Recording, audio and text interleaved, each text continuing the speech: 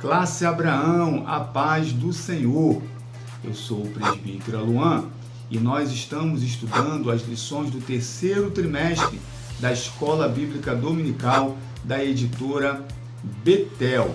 Ao longo desse trimestre, nós estamos estudando os livros dos profetas menores do Antigo Testamento.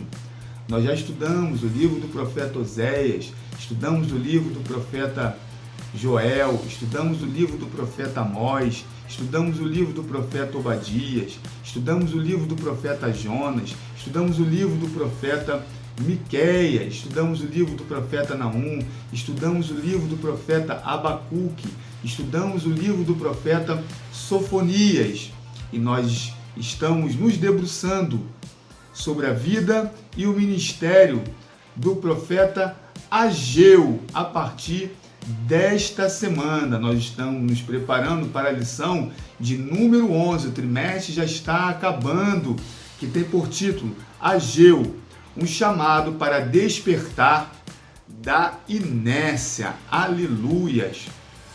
Queridos, a leitura complementar para o nosso estudo de hoje sugere a leitura de Ageu 2:22. Como no último dia de devocional, normalmente nós fazemos o nosso resumão, então hoje nós não vamos ler apenas o 2:22, mas vamos ler os 4 últimos versículos que faltam para nós encerrarmos a nossa leitura. Então nós vamos ler Ageu capítulo 2, do 20 ao 23, que diz assim: A palavra do Senhor veio pela segunda vez a Ageu, no 24º dia do mês, dizendo: Fale a Zorobabel, o governador de Judá, farei tremer o céu e a terra, derrubarei o trono dos reinos e destruirei a força dos reinos das nações, destruirei os carros de guerra e os que andam neles, os cavalos morrerão e os seus cavaleiros matarão uns aos outros.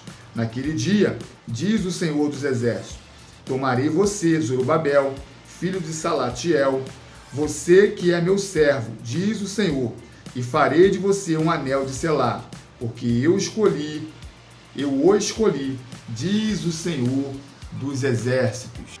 Aleluias, queridos! Assim, nós completamos a leitura de todo o livro do profeta Ageu. Se você nunca leu o livro do profeta Ageu, você acabou de completar a leitura de todo o livro nesse momento, em nome de Jesus. Amados, nos devocionais anteriores, nós vimos que o povo ele passa a estar desanimado por conta devido à escassez de recurso para a obra do templo. Eles percebem que a construção do templo não está semelhante à beleza física do templo de Salomão. Não estava ficando um templo situoso como o templo de Salomão. E isso passa então a desanimar o povo de Deus que fazia aquela obra. Então Deus vai usar o profeta Ageu para dizer que mais importante do que a beleza física do templo era que eles precisavam retomar a aliança que eles haviam esquecido, que ele tinha feito ao seu pai Abraão, né? Então ele vai levantar uma questão, uma espécie de parábola aos sacerdotes a quem competia a responsabilidade de cuidar do sacrifício da lei. Nós falamos no devocional anterior da necessidade de nos santificarmos para tornar santa a obra de Deus. Então, mais importante do que um belo templo, né, é que nós estejamos trabalhando, nos santificando para trabalhar no templo, né? Apontava para a santidade de Deus que precisava refletir as outras nações. É interessante que o templo de Salomão ele é destruído por Nabucodonosor, é reconstruído no texto que nós estamos lendo, a reconstrução do templo é concluída, e esse templo ele vai ser reformado por Herodes. E é nesse templo reformado por Herodes que Jesus vai ser apresentado. Então, para alguns, né, a glória da segunda casa é manifesta com a entrada de Jesus naquele templo.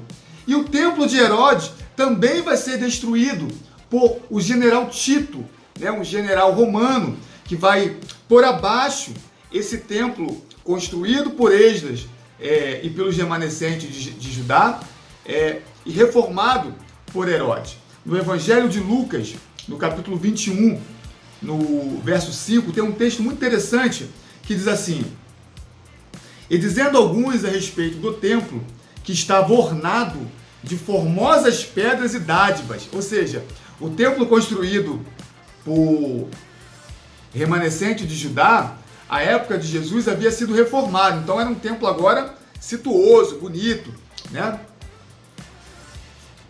Disse, Jesus falando, quanto a estas coisas que vedes, dias virão, em que se não deixará pedra sobre pedra que não seja derribada.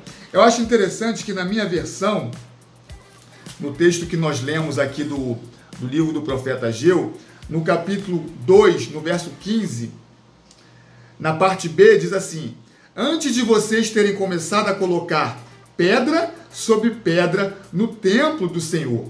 Ou seja, Jesus parece retomar exatamente com as palavras que Deus havia dito aos remanescentes durante a construção do templo. Eles estavam dando muita importância ao templo físico. E parece que agora, quando o templo estava bonito, com a beleza que eles não viram quando construíram, Jesus diz, essas pedras sobre pedras que vocês colocaram, não restarão nenhuma, porque ele será derribado, né? E aqui Jesus entra num texto escatológico, falando de tempos que ainda iriam vir. Outro texto interessante com relação ao templo é no Evangelho de João, capítulo de número 2, a partir do verso 13, que diz assim, fala da purificação do templo. E estava próxima a Páscoa dos judeus, e Jesus subiu a Jerusalém, e achou no templo os que vendiam bois e ovelhas e pombos, e cambiadores assentados. E tendo feito um azorrague de cordéis, lançou todos fora do templo, bem como os bois e ovelhas, e espalhou o dinheiro dos cambiadores, e derribou as mesas, e disse aos que vendiam pombos, tirai daqui estes, e não façais da casa de meu pai, casas de vendas. E os seus discípulos lembraram-se do que está escrito, o zelo da tua casa me devorará.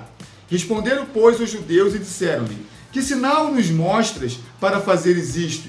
Jesus respondeu e disse-lhes, derribai este templo, e em 3 dias o levantarei. Durante a festa de Páscoa, os judeus vinham de diversos lugares onde eles habitavam para adorar o Senhor em Jerusalém. E adoravam no templo. Como era logisticamente difícil para levar o material necessário para a adoração, conforme a lei de Moisés, a depender do tipo de sacrifício, era um tipo de animal. A depender da renda, era um tipo de animal. Então, às vezes vinham de longe e não podiam trazer os animais que seriam sacrificados. Então passaram a se vender os animais no templo. E isso passou a perder a liturgia, o interesse da liturgia que Deus havia estabelecido na lei de Moisés, que era constranger o povo através do sacrifício do animal. Então ficou alguma coisa litúrgica. Você vinha até o templo, entregava as moedas, pegava o sacrifício, entregava lá para o sacerdote e já não havia constrangimento pelos seus pecados. Porque Deus queria que o povo visse a dor do animal e entendesse que aquela dor que o animal sentia era decorrente do pecado que o povo havia cometido. Então aquela religiosidade não permitia mais o constrangimento do povo. Será que isso nos soa familiar? Ainda nos dias de hoje, muitos vão à igreja e parece estar dando para Deus algo que é devido como litúrgico. Já fui à igreja, já ofereci o meu culto, estou quite com o Senhor. Já não tem mais aquele sentimento de adoração, de entregar a Deus uma adoração genuína, né? Uma adoração sincera, entendendo que aquela adoração é devida porque Ele nos salvou, porque nós não merecíamos, mas Ele nos amou, né? Então é esse sentido que Jesus purifica o templo, restaurando a santidade do templo. Então Jesus acaba com aquela adoração vazia, com aquele comércio que havia estabelecido dentro do templo. E aqui ele vai liberar uma palavra interessante, que ele vai dizer: derribarei este templo e em 3 dias o levantarei. Agora, Jesus não está mais falando do templo, mas está falando do seu próprio corpo, que era templo do Senhor. Perceba, queridos, que a mensagem do profeta Ageu evidencia a casa do Senhor como a presença de Deus. O templo que era reconstruído era a construção que iria abrigar a presença de Deus. E no tempo de Jesus, a presença de Deus era manifesta através do próprio Cristo, que era o Emanuel, o Deus conosco. E hoje, no nosso tempo, o nosso corpo é o templo do Espírito Santo de Deus, a qual nós precisamos cuidar, santificar, para que o nome de Deus seja glorificado. No texto que nós lemos, o profeta Ageu vai liberar uma mensagem a Zorobabel. Zorobabel, nós já falamos no nosso estudo, que era um herdeiro da herança de Davi. Havia uma promessa que o Messias viria da descendência de Davi. É muito comum algumas pessoas se referir a Jesus Cristo como Jesus, filho de Davi, porque ele era da descendência messiânica. Aquele que assim o tratava, o reconhecia como Messias, como aquele enviado, como ungido de Deus, aquele que haveria de vir. Certa vez, Jesus ensina, através do Salmo 110, que é um salmo de Davi, que Davi refere-se a Deus e ao Messias da seguinte maneira: disse o Senhor ao meu Senhor, senta-te à minha direita, até que eu ponha todos os teus inimigos como os cavalos dos teus pés. Então Jesus fala, ora, como Davi vai se referir ao seu descendente como Senhor, né? Porque ele diz a Deus Senhor e ao Messias, o seu descendente, Senhor. Ou seja, a descendência a qual se retratava era uma descendência humana, mas o império que Davi se retratava era o império celestial. Aleluias! Então a mensagem do profeta Ageu é dizendo que em Zorobabel, o atual governador, Deus está restaurando a descendência de Davi para o império messiânico. Então nesse momento, Ageu vai apontar para Zorobabel como um tipo de Cristo, que assim como Deus estava restaurando o seu povo, através de Cristo, Deus também restauraria as nações. É por isso que no verso 23 ele vai dizer que você é um anel de selar, porque eu o escolhi, diz o Senhor dos Exércitos. Através do Messias, Deus restaurou as nações que estavam perdidas. E a mensagem que nós lemos do 20 ao 23 aponta para um tempo que Jesus governará e manifestará a justiça e a glória de Deus a todas as nações. Louvado seja o nome do Senhor. Ele diz aqui no verso 23, naquele dia, diz o Senhor dos Exércitos, tomarei você, Zorobabel, filho de Salatiel, você que é meu servo, diz o Senhor, e farei de você um anel de selar, porque eu o escolhi, diz o Senhor dos Exércitos. Ele fala ainda, lá no verso 22, na parte B, destruirei os carros de guerra e os que andam neles, os cavalos morrerão, e os seus cavalos e os seus cavaleiros matarão uns aos outros. Aqui o profeta Ageu parece apontar para o livro do Êxodo, no capítulo 14, a partir do verso 27, que fala da destruição do império de Faraó, quando diz, então Moisés estendeu a mão sobre o mar, e o mar retomou a sua força ao amanhecer, e os egípcios fugiram ao seu encontro, e o Senhor derribou os egípcios no meio do mar, porque as águas, tornando, cobriram os carros e os cavaleiros de todo o exército de Faraó, que os haviam seguido no mar, nenhum ainda, um deles ficou. Querido, todo inimigo do povo de Deus será destruído no dia em que Deus, Senhor Jesus, voltar para reinar. Lembre-se desta palavra, Deus continua tendo controle de todas as coisas.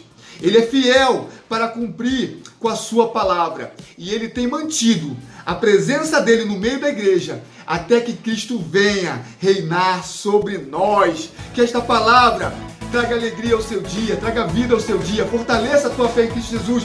Que você tenha uma sexta-feira abençoada. E, querendo Deus, amanhã nós estaremos aqui para quem sabe, um resumo de tudo que nós aprendemos nesta lição. Queridos, que Deus te abençoe.